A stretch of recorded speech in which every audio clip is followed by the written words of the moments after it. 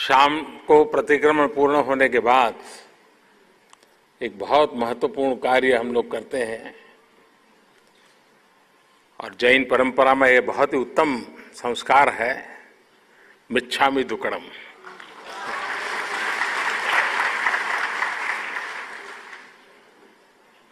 मन से, वचन से, कर्म से कभी भी किसी को दुख पहुंचाया है तो क्षमा याचना का एक पर्व माना जाता है मिच्छामि दुक्कडम।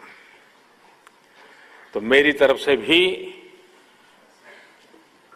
गुजरात के लोगों का, देश के लोगों को और अब तो दुनिया को भी मिच्छामि दुक्कडम। सम्यक्त बंधुಗಳಿಗೆಲ್ಲ ಜಯ ಜಿನೇಂದ್ರ। ನಾನು ಶ್ರೀಮತಿ ವಿಜಯಲಕ್ಷ್ಮಿ ಹೇಮಚಂದ್ರ ಜೈನ್ ಕಾರ್ಕಳ।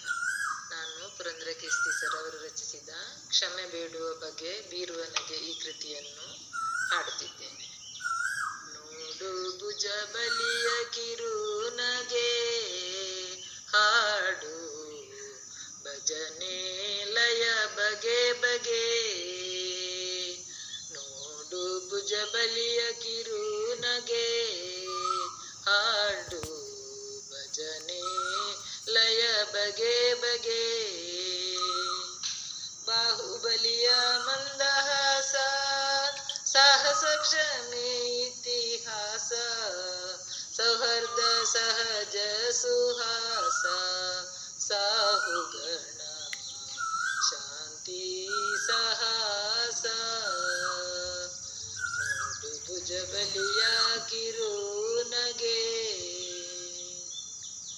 ನುರಿಮೌನ ಮುನ್ನ ಕಿರು ನಗೆ, ಕೋರು ಕ್ಷಮೆ ಬೀರುತ್ತ ನಗೆ, ಮರೆತು ಬಿಡೋಣ ಹಳೆಯ ಹಗೆ, ಕರುಣಿಸು ಕ್ಷಮೆ ಮುಗುಳ್ನಗೆ। ನೋಡು ಭುಜ ಬಲಿಯ ಕಿರು ನಗೆ,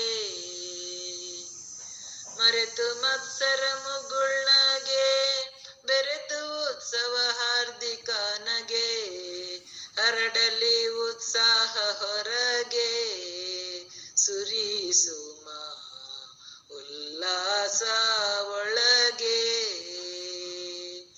ನೋಡು ಭುಜ ಬಲಿಯ ಕಿರು ನಗೆ, ಲವಲವಿಕೆಯ ಲಯ ಲಘು ಬಗೆ, ತವಕದಿಂದ ತಾತ್ಸರ ತಗೆ, ನವನೂತನ ನೆಲೆ ನಲಿನೆಗೆ, ಭವಸಾಗರ ದಾಟು ಕೊನೆಗೆ। ನೋಡು ಭುಜ ಬಲಿಯ ಕಿರು ನಗೆ, ಹಾಡು ಭಜನೆ ಲಯ ಬಗೆ ಬಗೆ।